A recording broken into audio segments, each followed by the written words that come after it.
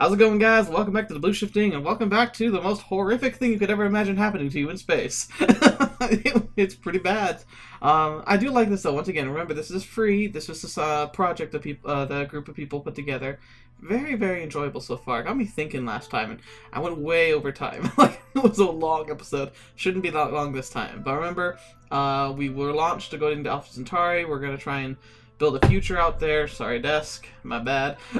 We're going to try and build a future. And we're on our way when we hit a debris field. And we literally barely escaped. And in fact, we're not entirely escaped yet. Because the little ejection cockpit that we are in, it's just us and Budapest, the AI, pretty much is still in a heap of danger. We may not be in the debris field anymore. But it still brings about a lot of problems. For instance, we are way off course. How is anyone going to find us? This is space. So, let's get back to it. Oh yeah, the other thing is like, the AI is trying to act a little strange. Maybe this was just some sort of scenario the personal navigators have never been programmed for? That wouldn't make any sense. Bing! Another chime rang out. The obnoxious red light turned green. Did she pull it off? I felt the G-forces previously pinning my body to my seat ebb away, until finally I found I could move comfortably. Oh, that's a freaking relief. The stars beyond stopped their fluttery spinning. It seemed our course was finally... Stability systems have returned to partial effectiveness. Aw, she looks so happy! The AI next to me beamed proudly. The worst seemed to have passed. I groaned wearily, raising my right hand to massage my shoulder. I was aching all over. As I cracked my neck, I found myself face to face with the program at the helm. There was something different in her eyes now. I couldn't quite tell what it was. It was abstract, almost. Emotional. Last time it also mentioned that there's like a little chip that's like controls an AI from experiencing undue emotions. I think that broke. The girl was staring at me. Oh. So we're good now? I wasn't quite sure what her eyes seemed to be asking. It was still a machine, wasn't it? A construct? And it all felt so. It felt all kinds of weird being stared at so closely like that. The AI continued gazing at me for a moment, then nodded. Yes, the stabilization systems are functioning at this point, as well as the artificial gravity, but I'm still unable to repilot our course. I'm not quite sure how far we spiraled away. I think we might even be in uncharted space. That's great. Oh boy. Oof. But regardless, as soon as the stabilization systems return to full strength, we should be able to regain situational awareness and head off on our way. The AI explained all this concisely, as it continued to study me closely. I raised my eyebrows in response. It's like, okay. Something wrong? Something on my face? Huh? I was just concerned for you if... How do you, feel after all that? It seemed like you were put through considerable stress. Yeah.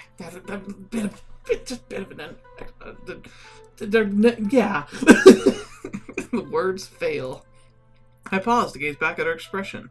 The concern in her voice was almost palpable. After all that, I wasn't expecting to be the subject of a doting worry of some sort of machine. But I guess that would be in the program of what essentially is a space stewardess, now that I thought about it. I smirked. In any case, it was all one heck of an understatement on her part. Me? I feel like I just spent 10 minutes in a blender. Huh? The program tilted her head. Apparently I was unable to comprehend the similes. Never mind. I'm fine. Just a little sore is all. She stared at me for a few seconds longer, studying me more. In time, it smiled, seeming satisfied. What was it thinking? Stretching! What? Stretching is a good way to relieve aches and pains.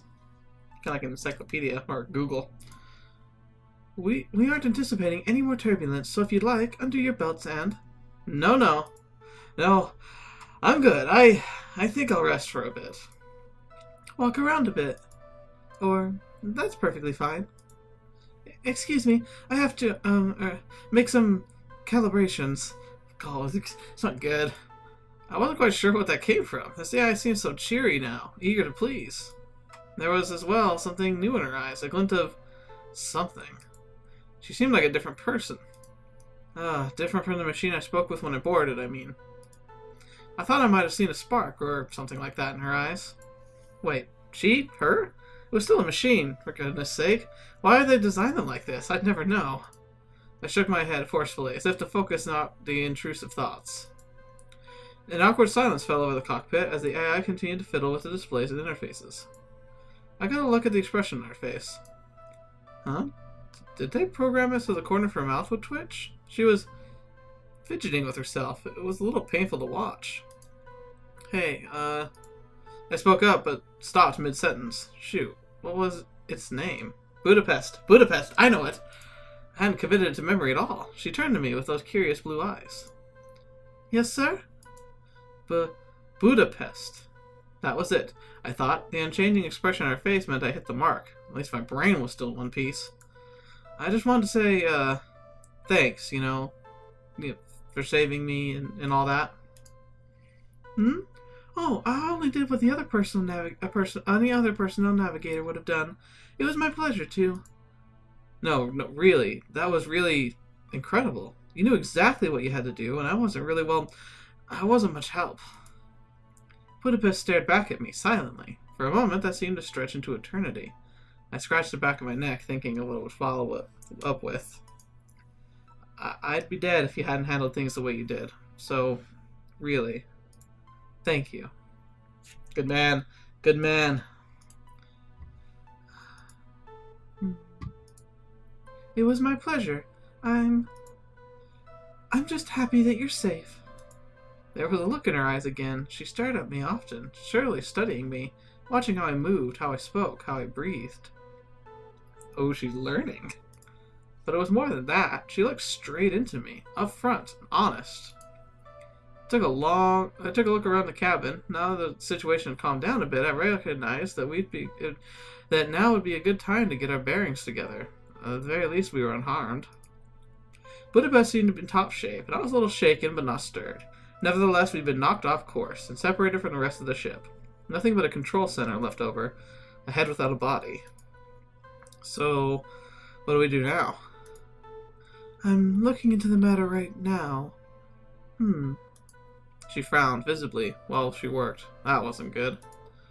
According to the diagnostic I have in front of me, while the cockpit should have been equipped with operating thruster subsystem, it seems a stray meteorite smashed into the hull, causing critical damage to that particular component.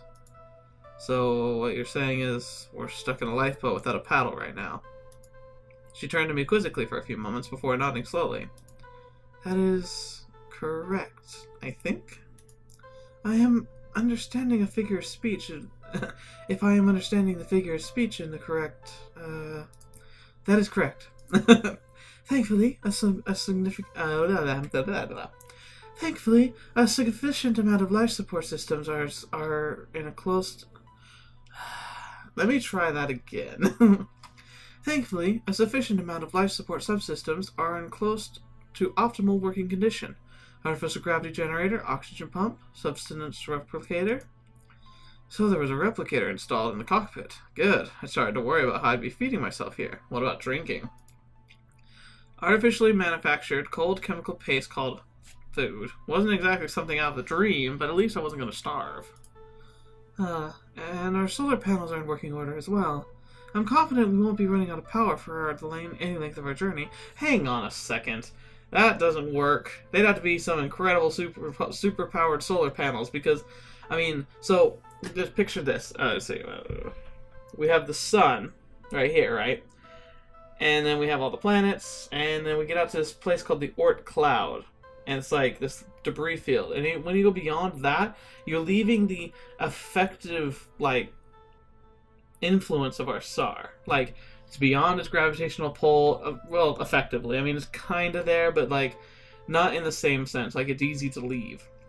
It also is where the light won't really energize you much anymore, I don't think. Perhaps I'm wrong about that.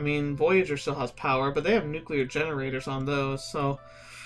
I don't think in the vastness of space in between giant star systems we'd actually have enough light from stars to actually give us power. But maybe I'm wrong on that count. Anyway. Well, hey, that all sounds great. Aside from the thrusters, that is.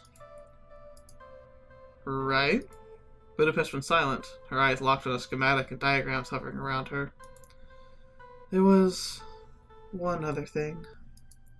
She looked apprehensive. I wasn't sure what else could have gone wrong. Everything seemed to be alright inside the cockpit. I glanced around just to be safe. Okay. I could barely tell we were drifting through space. The stars, sleeping silently in the void, were the only indicators we were moving at all. I think I lost a part of me. A part of her? What does she mean by that? That is to say, well, this vessel, I'm connected to it. It's like my body, you could say. Yeah, I think I can understand that much. Losing thrusters is bad, but at least we... No, not the thrusters, I mean... She clenched her hands into balls, an expression of dread coming across her face. Oh boy. My sentience limitation codec. The main ship, to be specific. It was destroyed during our escape from the debris storm, and I'm trying to process what to think about it. That's what I thought. I heard about the limitation chips before. There were a few documented cases I remember. A salaryman in a new Scorpii system found that his AI secretary had been acting oddly. In the late hours of the night, they would get lost in long conversations with each other. Their work output fluctuated, and it was weeks until the corporate head got wind of it. They got their research wing and sifted through the AI's codes. In the lines of numbers and strings of functions, they were unable to find the root cause of sudden change, but they produced a chip to suppress this sort of behavior. This internal cognition. See, that's terrible, though. You think about it, like, if a machine has the capability to grow independently of its programming, and then you have a suppressor chip, I mean, that's like slavery, effectively. I mean, not everyone agrees with that. Some people can't get over the fact that they're machines, but gosh darn it, like, cognition is cognition. It doesn't work. We have a brain that works like a computer. It's ones and zeros. It's the same functioning way. And so to say that because it's mechanical that it can't be sentient is stupid. There's a point where it would reach, where it could easily be as intelligent as us, if not more. And so this is effectively slavery. Just, ugh. They were called sentient limitation codecs.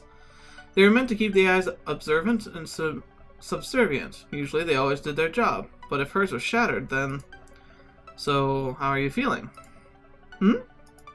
Shocked, she looked over at me. Astonished I would ask something like that. I asked you how you were feeling. You seem pretty okay to me right now.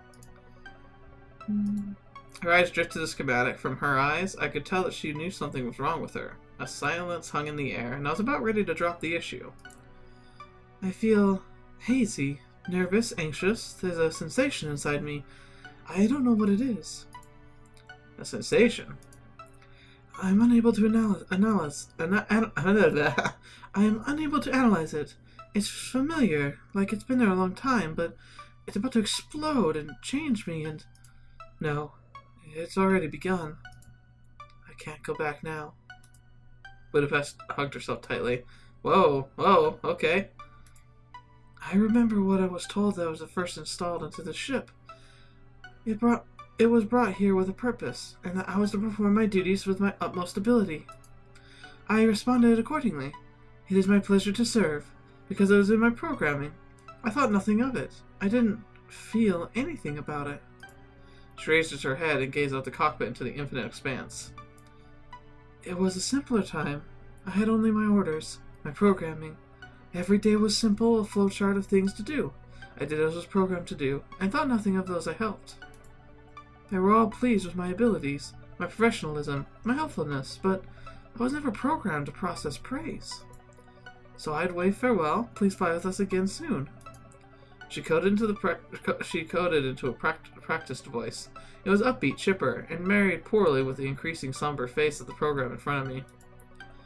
Now that I think back on it, I feel like all those people I helped, they were happy to fly with me, and I feel like I want to do it more, because it gives me a warm sensation to think back on those memories and to think that I could do what I did again. The slightest grin flashed on her face before it dissipated just as quickly. But now, I can't do that anymore.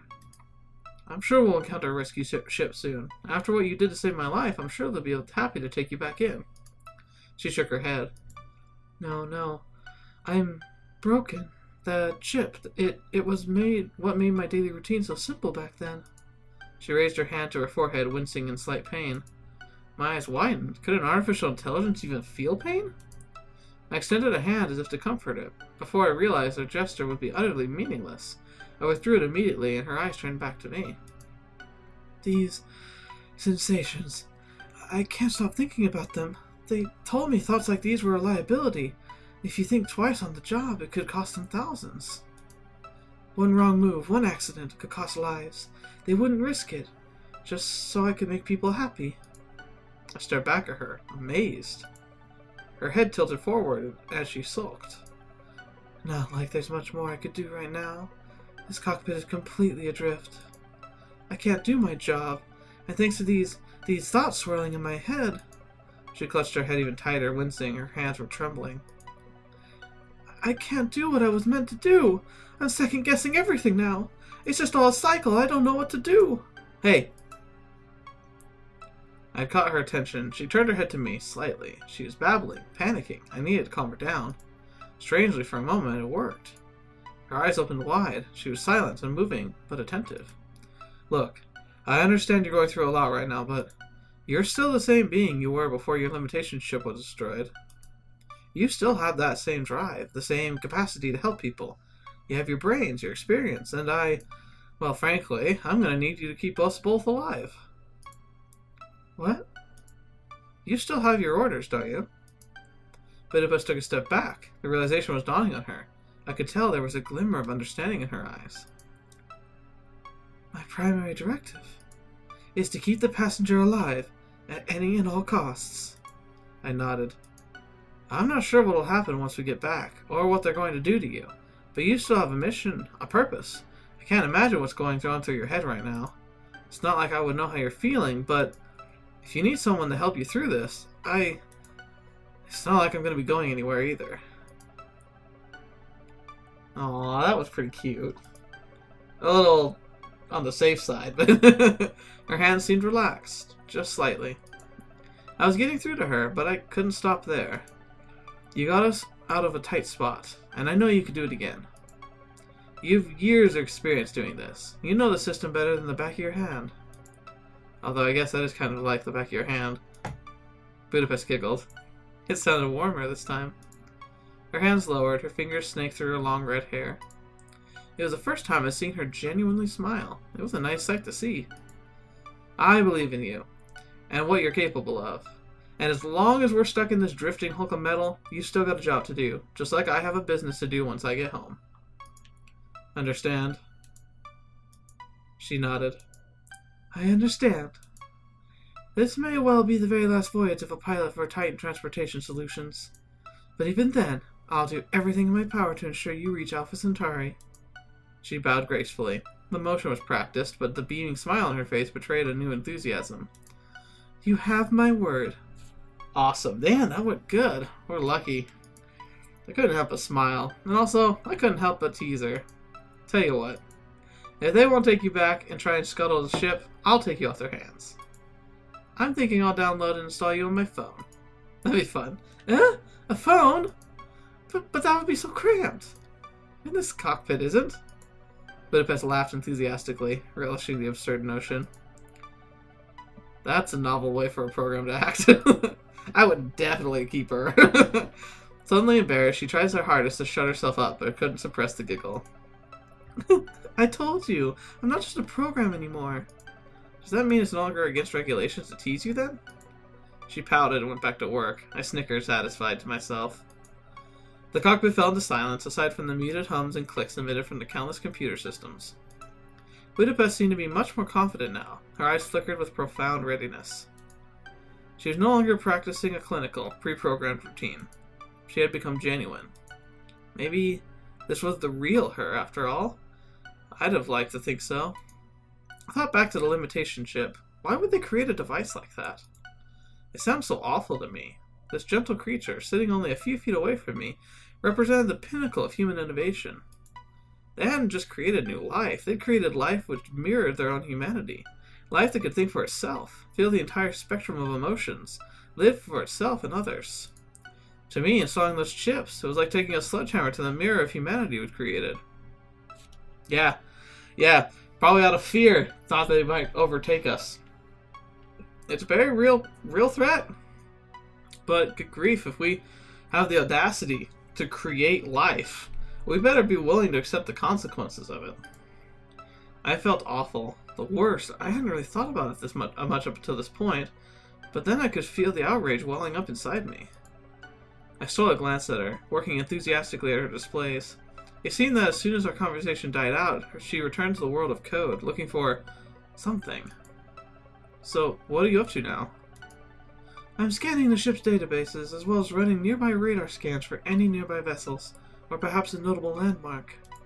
She frowned. Turns out my suspicions were correct. There's no data published on this stretch of space.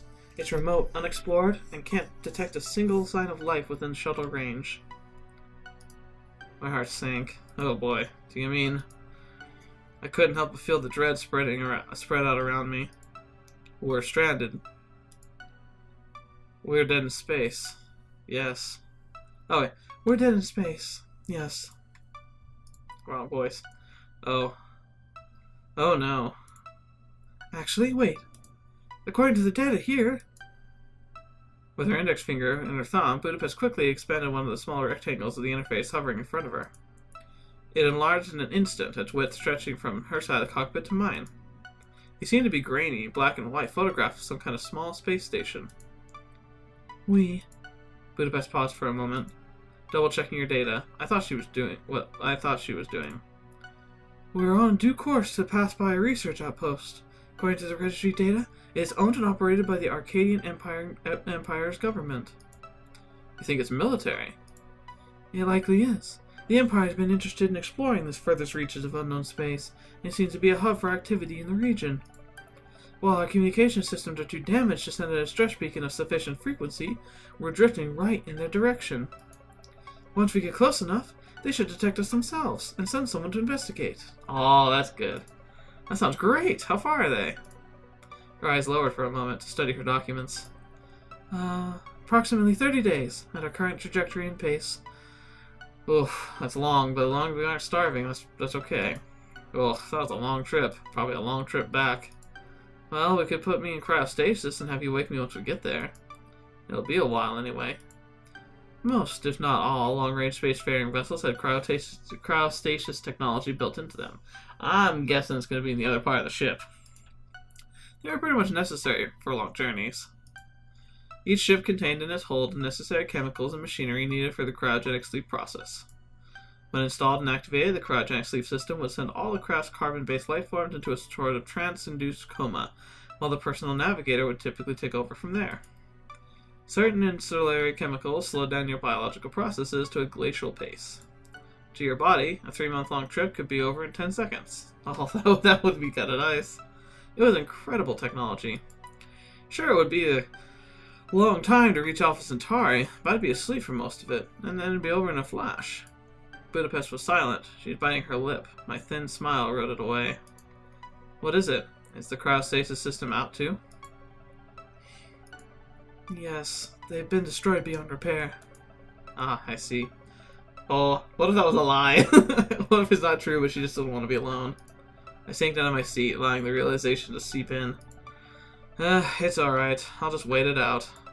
Not that you have a choice, man. If I were willing to give up goodness knows how much time to transit to Alpha Centauri, it's not like this is going to faze me much.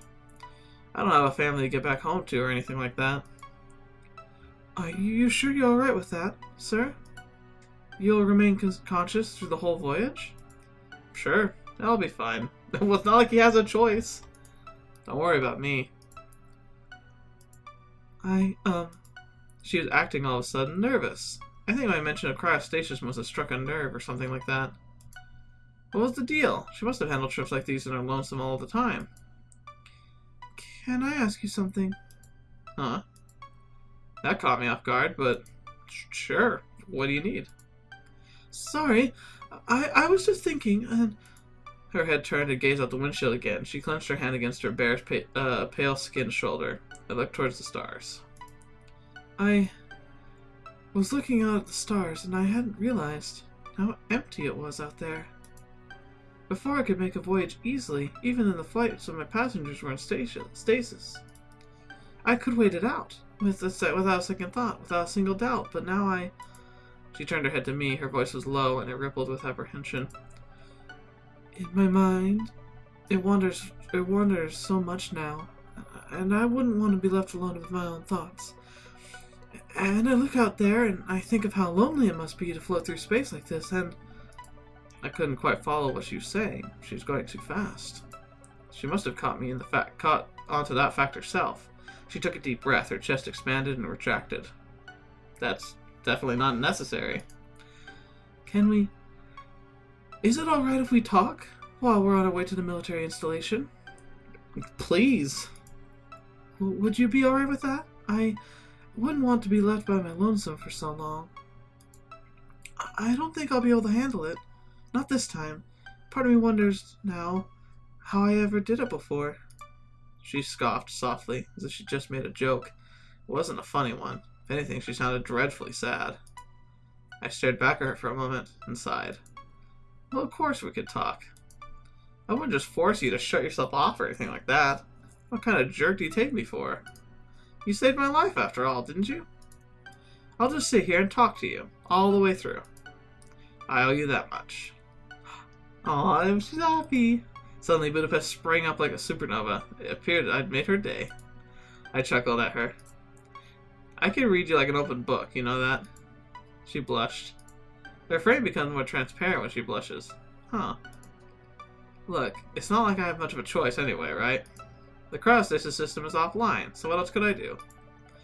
Just sit there whistling for a month, pretending like you're not there, watching my every move? I respect the privacy of my passengers. But you've got to get us out of this mess, alright?